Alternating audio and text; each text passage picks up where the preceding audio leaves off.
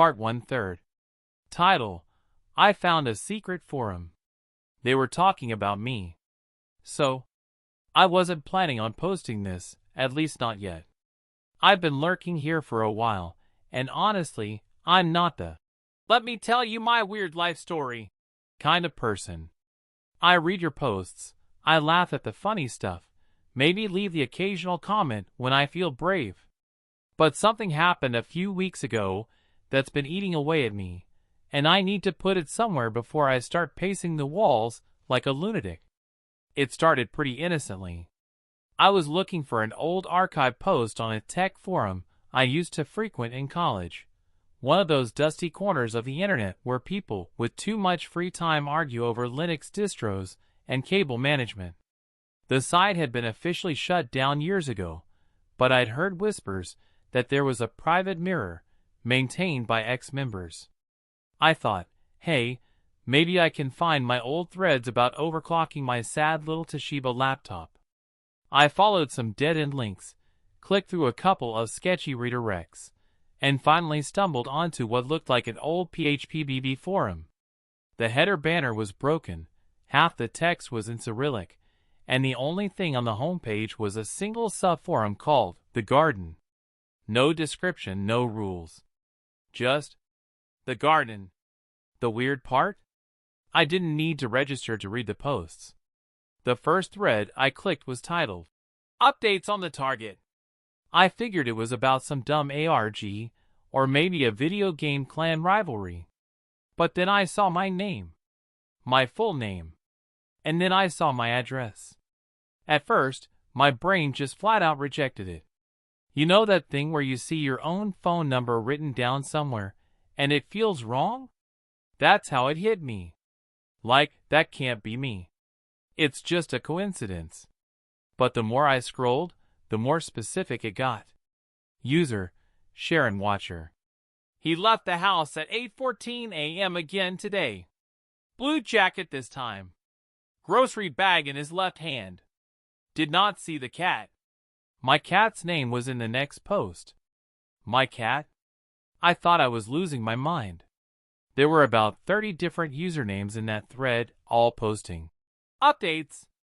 Times I left for work. What I bought at the store. When I took the trash out.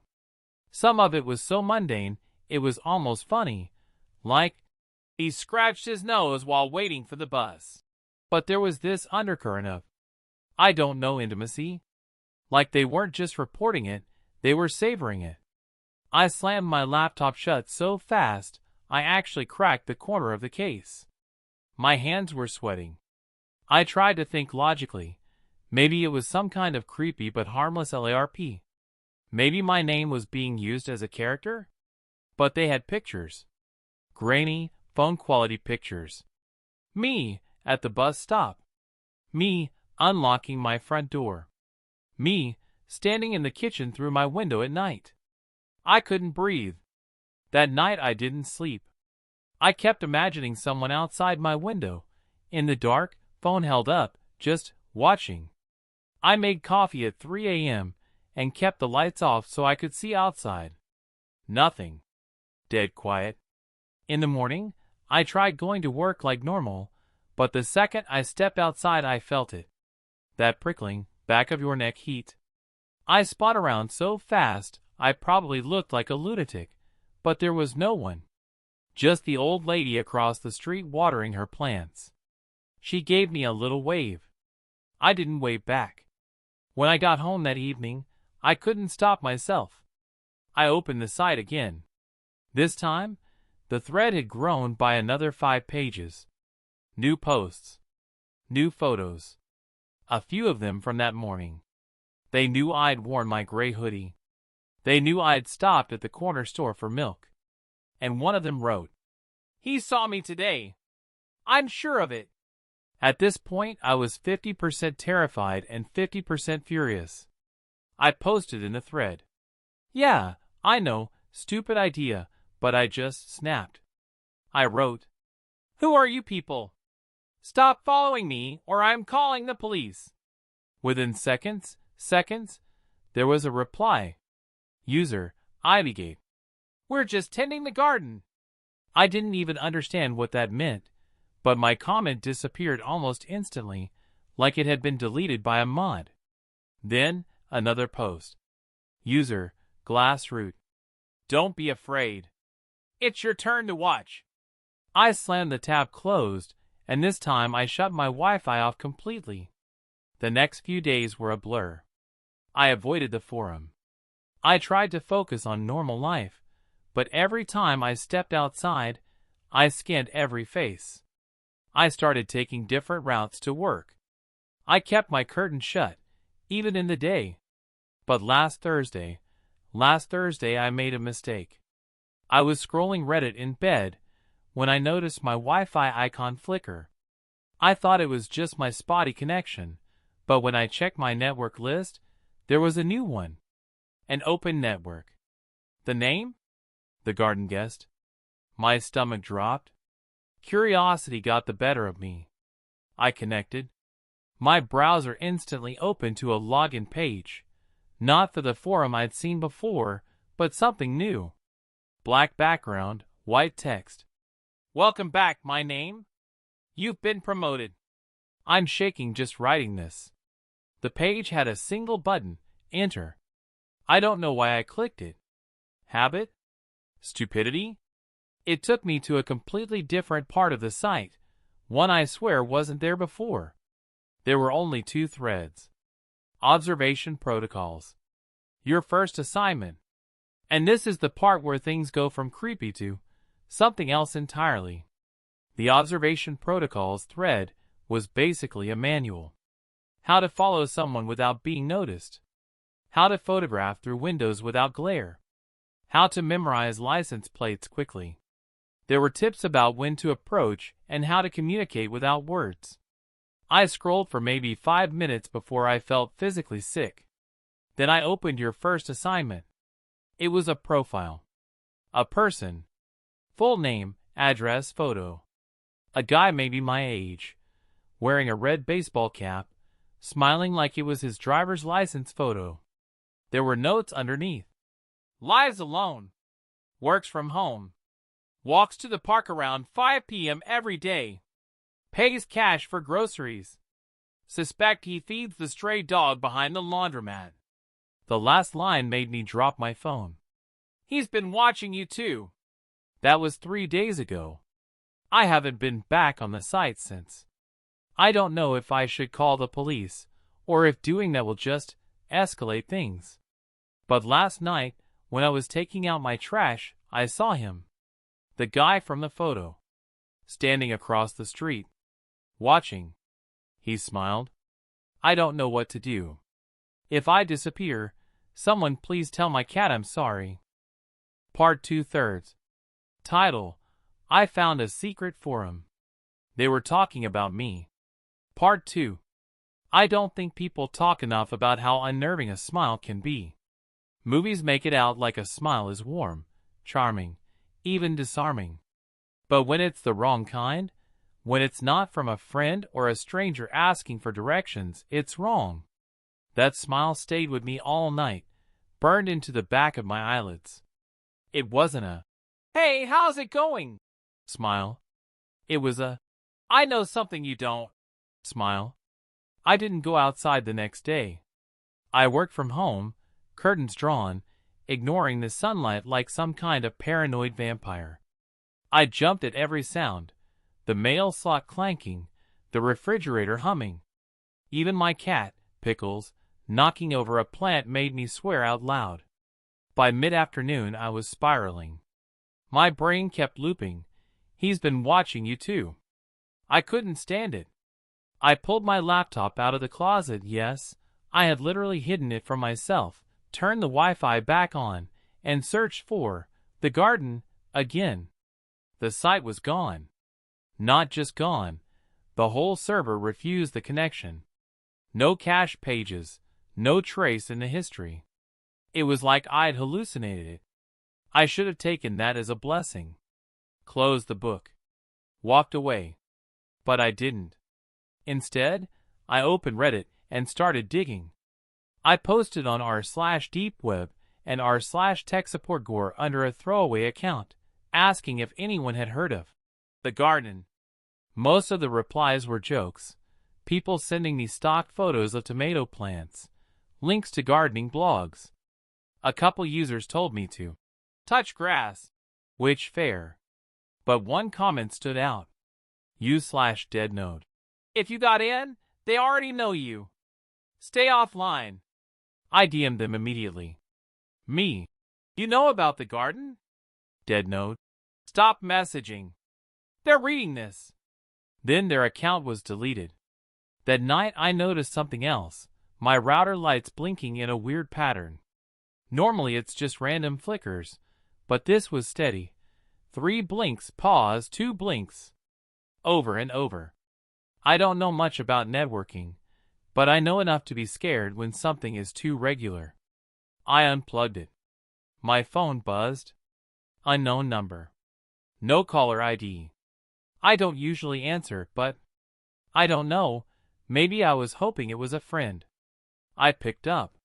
Hello? Silence. Then a click. Then my own voice. Who are you people? Stop following me or I'm calling the police. The exact words I'd posted on their forum. I didn't sleep at all. In the morning, there was an envelope under my door. No stamp, no address, just my name in blocky handwriting. Inside, a single Polaroid of me sleeping, lit by what looked like my own bedside lamp. I threw up in the sink. I was ready to call the cops right then. But here's the thing. What do you even tell them? Hello, officer. A secret forum is watching me. They sent me a bedtime selfie. Without hard evidence of who's doing it, I'd be the weirdo wasting police time. Still, I decided I'd at least report it the next day. Except the next day, things got weirder. Around noon, my internet came back on, by itself. My laptop, which I swear I had shut, was open on my desk. The screen was on the "Your first assignment" page, but the profile had changed. It wasn't the guy in the red cap anymore. It was me. Same layout, same creepy bullet points. Lives alone. Cat named Pickles. Leaves blind shut now. Keeps knives in top drawer by sink. The last note made my chest go tight. Still doesn't know who in the building is watching. The building. I rent an apartment in a converted Victorian. 6 units, paper-thin walls. I've waved at my neighbors in the hallway. Shared laundry with them. And now I had to wonder, was one of them taking notes for this? That evening I tested it. I opened my door suddenly, pretending to take trash out. The hallway was empty. But when I turned to close the door, I heard a faint click, like a camera shutter, from somewhere above me. I looked up. The attic hatch was cracked open just a sliver. I didn't go up. I couldn't.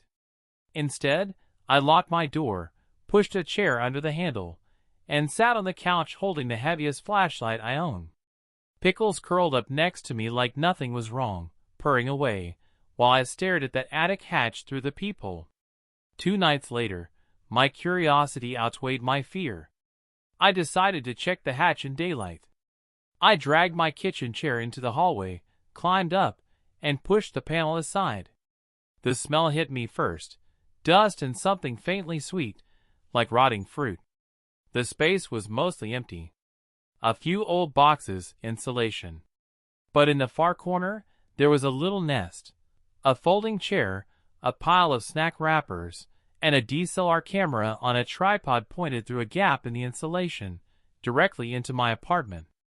I pulled the camera down, flipped through the photos. Me. Cooking. Reading. Sleeping.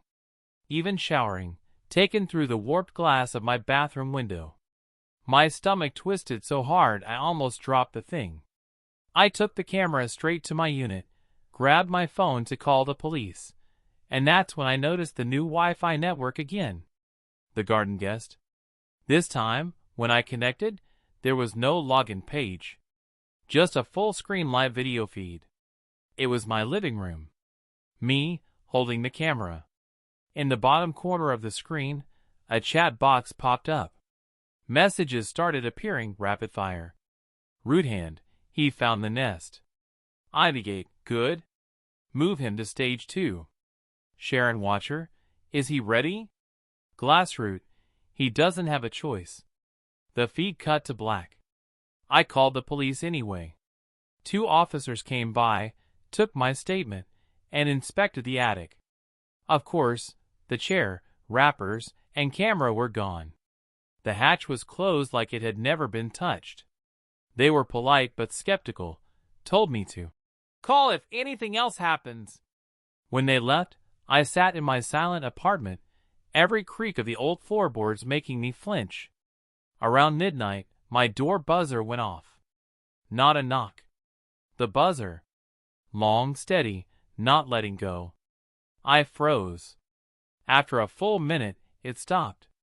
I waited another 10 before creeping to the peephole. Nothing. I checked the hallway camera the building keeps in the lobby. The feed was glitchy, but I caught one clear frame. The guy in the red baseball cap, holding a cardboard box. This morning, the box was outside my door. No markings. Inside, a second Polaroid.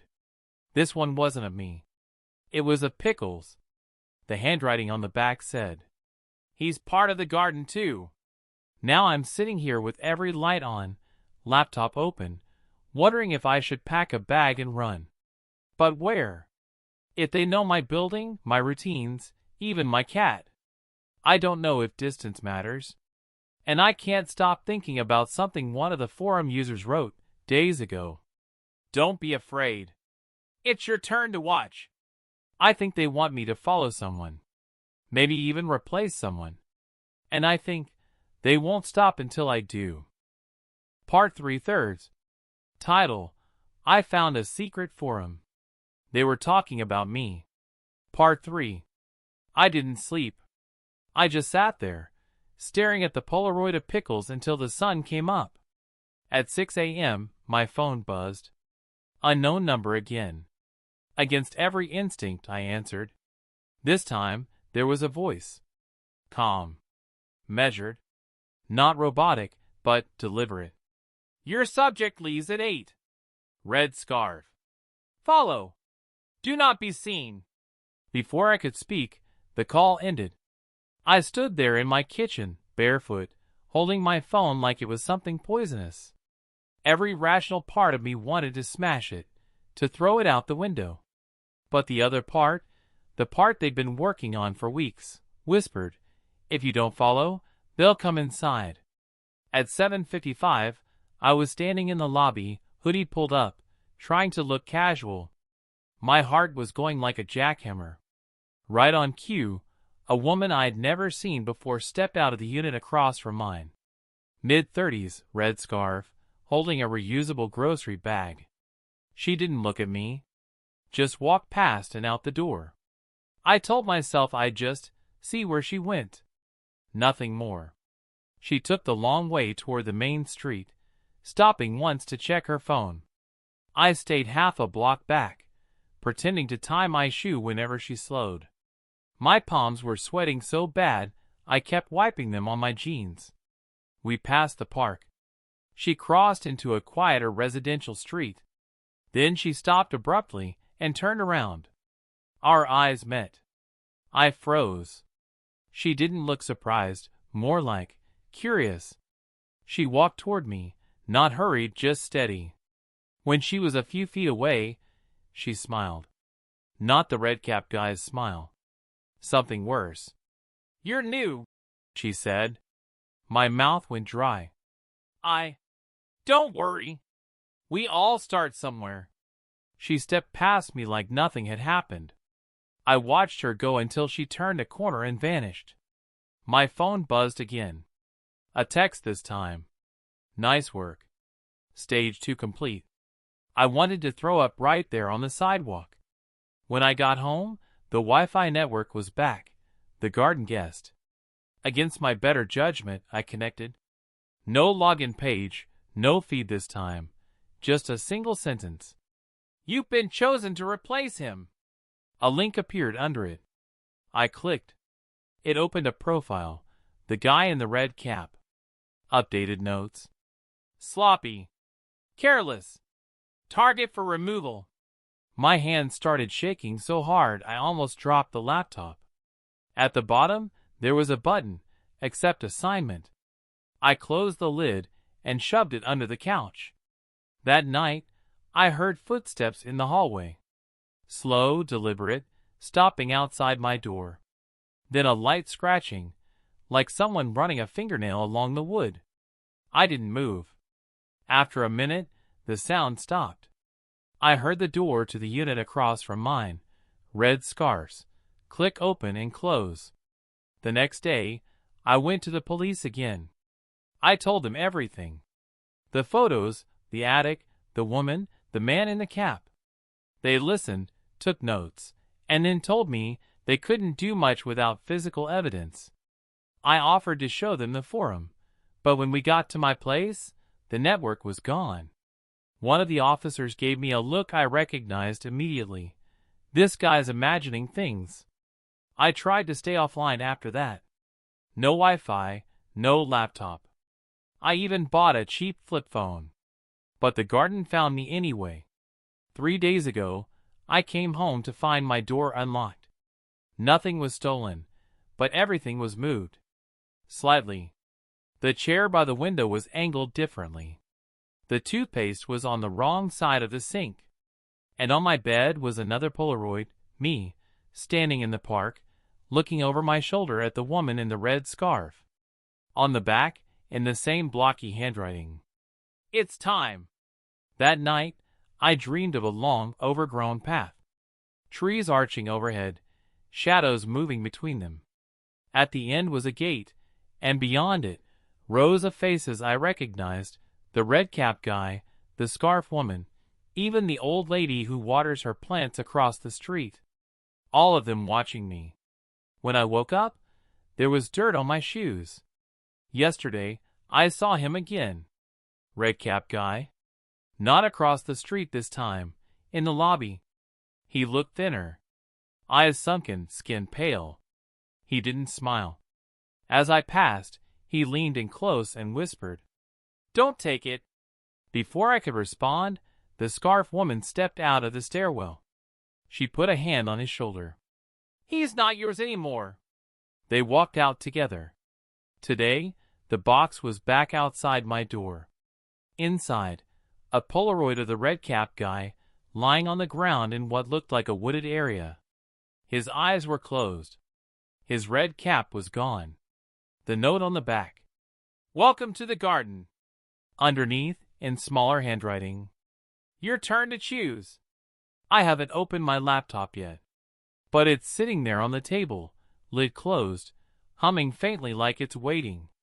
And I can't stop thinking about the woman's voice, calm and certain. We all start somewhere. If you see someone watching you from across the street, smiling, maybe don't smile back. Because if the garden picks you, you don't leave.